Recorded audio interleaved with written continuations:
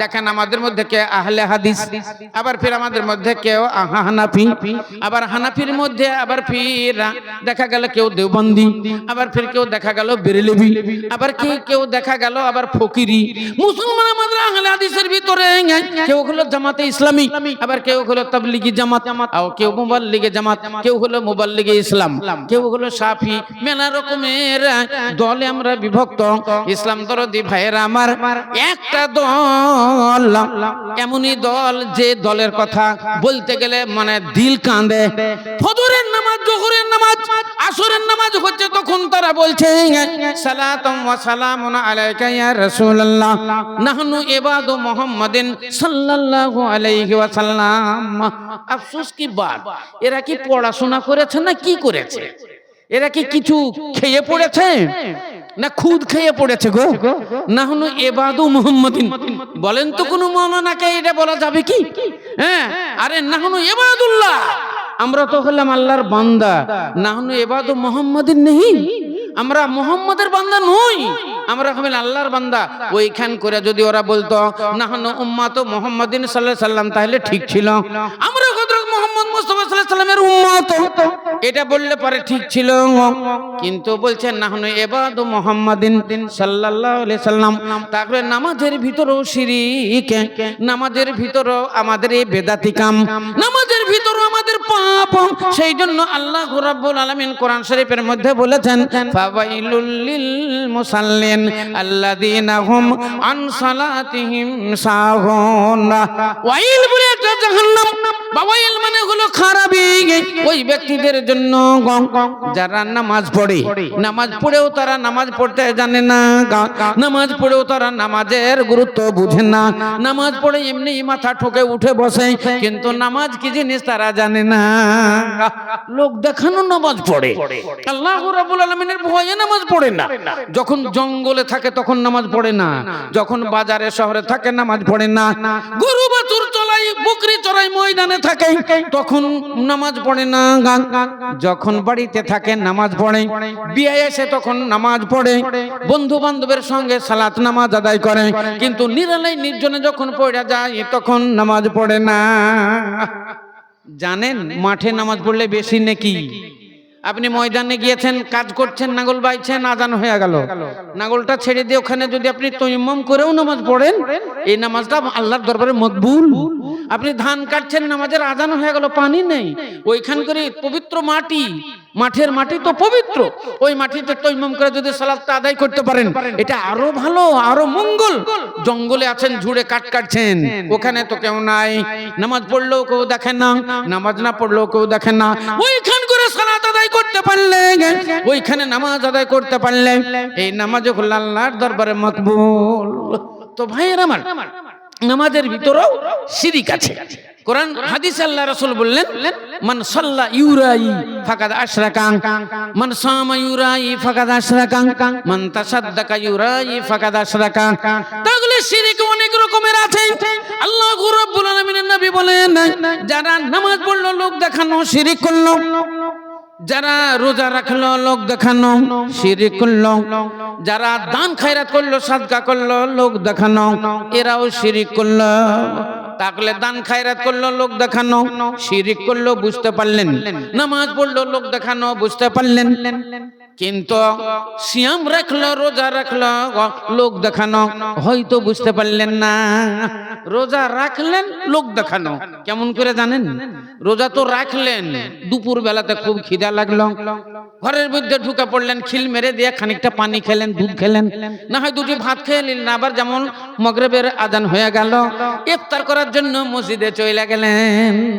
আজ তো ডাক্তার সাহেবের ইফতার, আজ মাস্টার সাহেবের ইফতার, আজ ভালো ভালো খাবার আসবে, আজকে পানির বোতল পাওয়া যাবে, হ্যাঁ ট্যাপের পানি থাকবে না, এবার কিনা পানি, চলো যায়।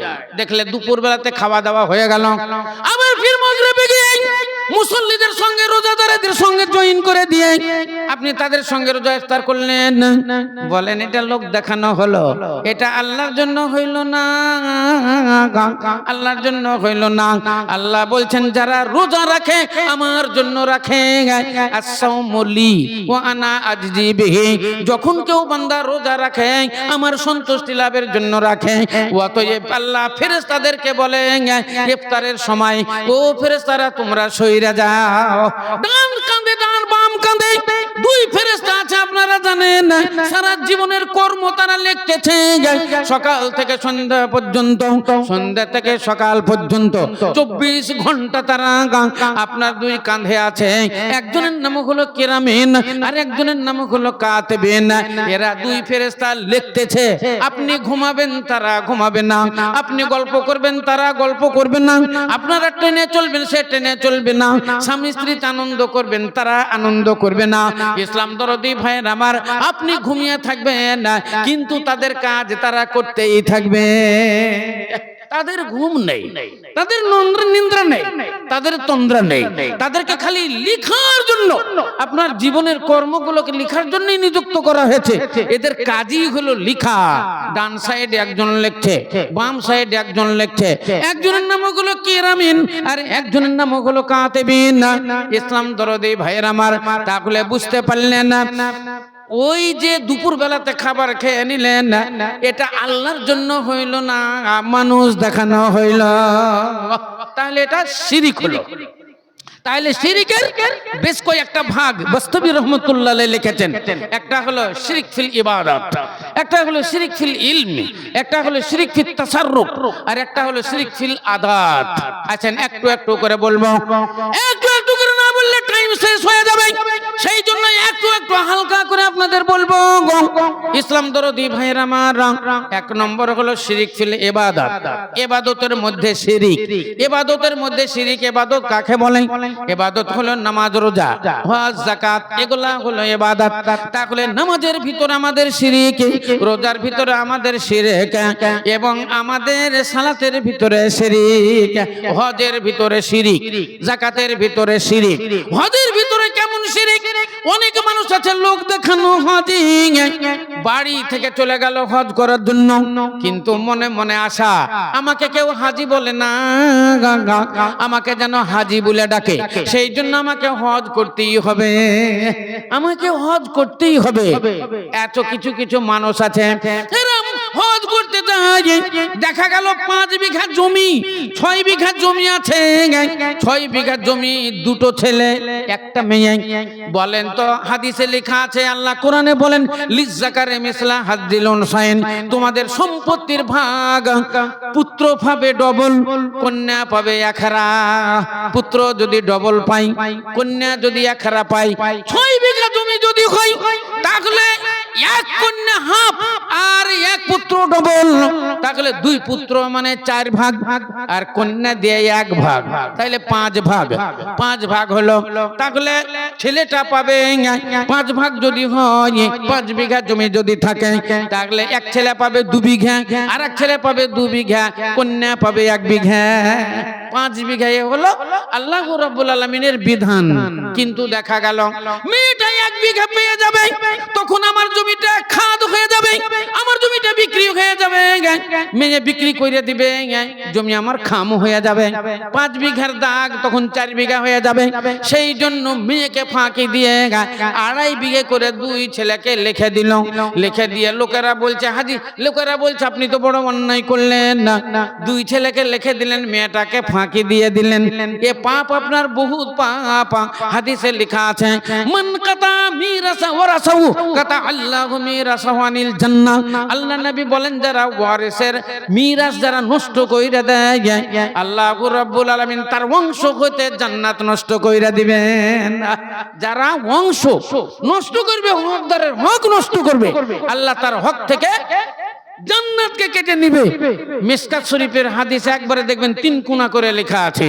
ইসলাম দরদি ভাইয়ের আমার, তাহলে বুঝতে পারা গেল আল্লাহ রাব্বুল আলামিন বলছেন বান্দারে তুমি খবরদার আমার সঙ্গে শিরক করবে না।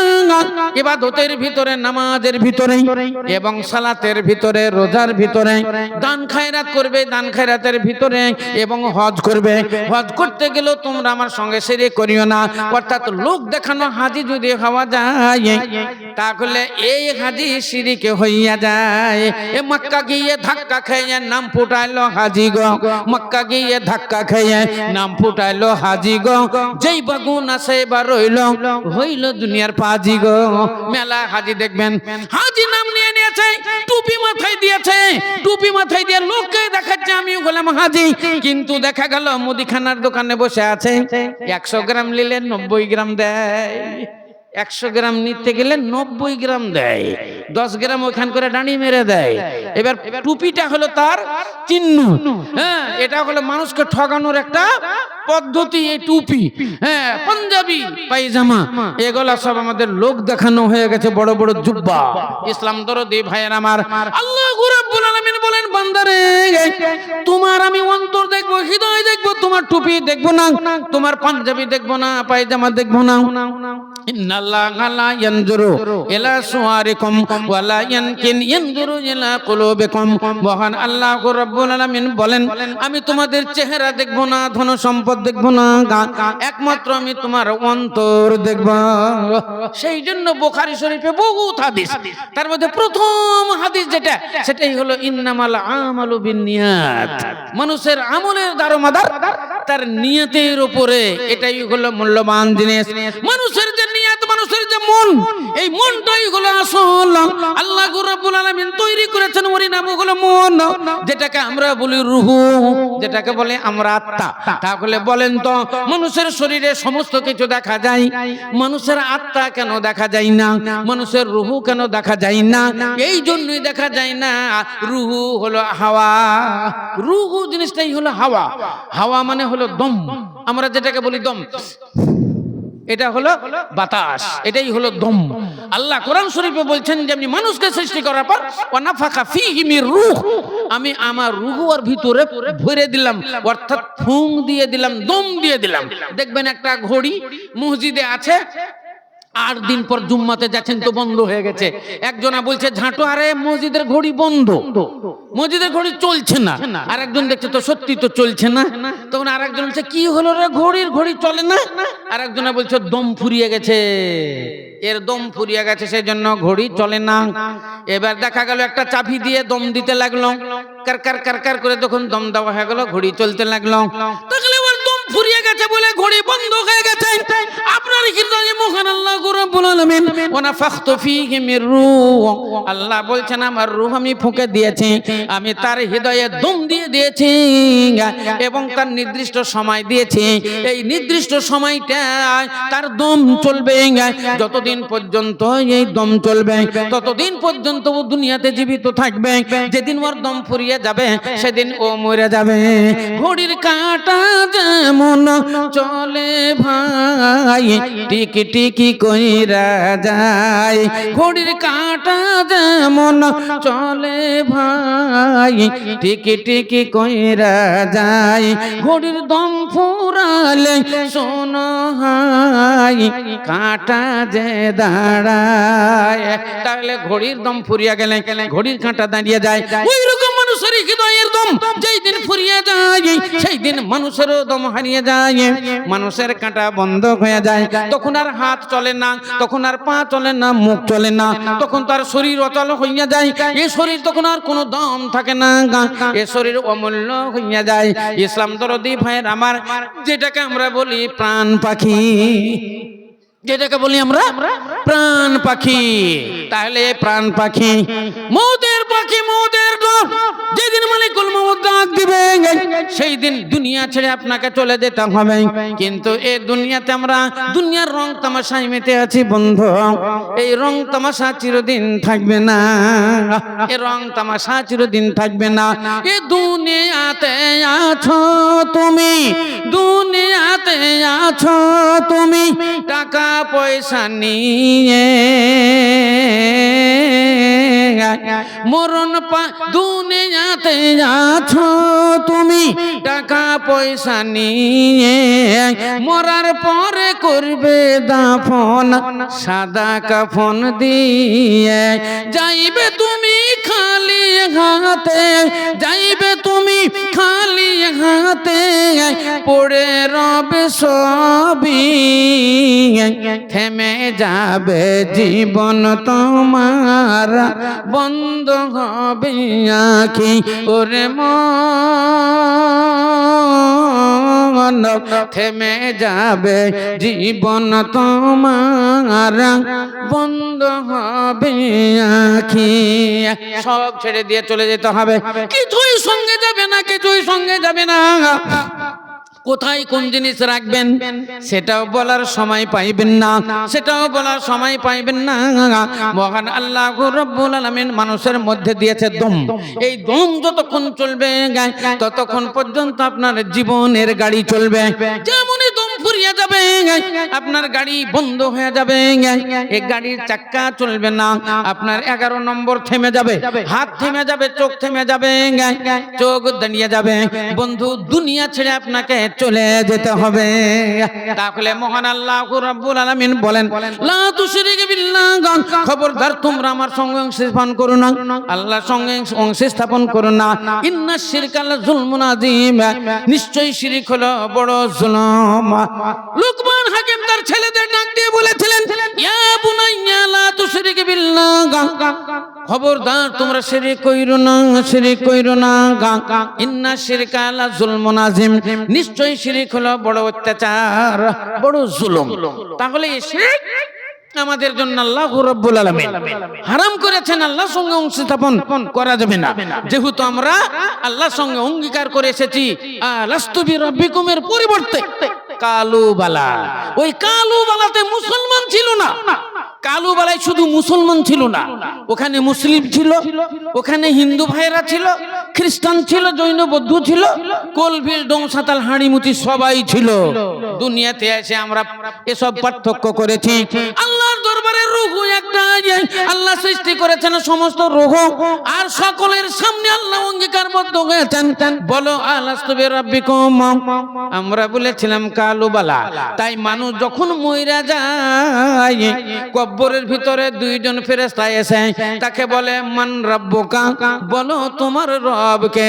যদি আপনি আল্লাহর বাণী, আল্লাহর আইন মেনে চলেন, যদি আল্লাহর বিধান মেনে চলেন, আল্লাহর হুকুম যদি মেনে চলেন, সালাত আদায় করেন, নামাজ আদায় করেন, রোজা সিয়াম পালন করেন, হজ যাকাত করেন, দান খায়রাত আল্লাহর জন্য যদি করেন, আপনার মুখ থেকে উচ্চারণ হবে রাব্বি আল্লাহ।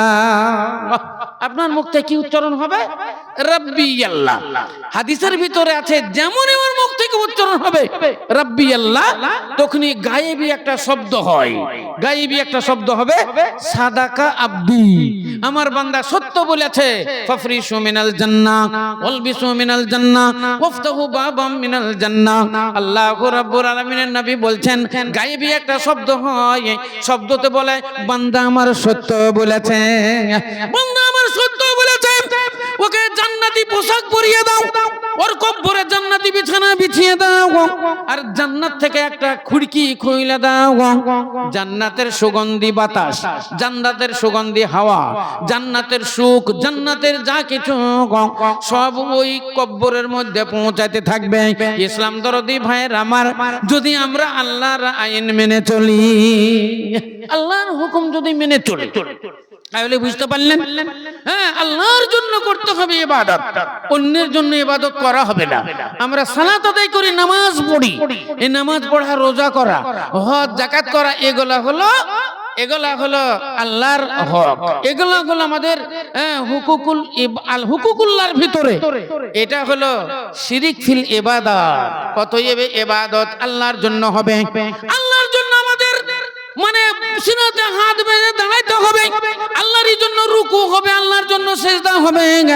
আল্লাহ ব্যতিরেকে অন্যের সামনে যদি আপনি হাত জোর করে দাঁড়ান, এটা হবে শিরিক আল্লাহর মতো। যদি আপনি অন্যের সামনে রুকু করে দাঁড়ান, তাহলে এটা হলো শিরিক। যদি কারো সামনে মাথা ঝুঁকিয়ে দেন, তাহলে এটাও হবে শিরিক।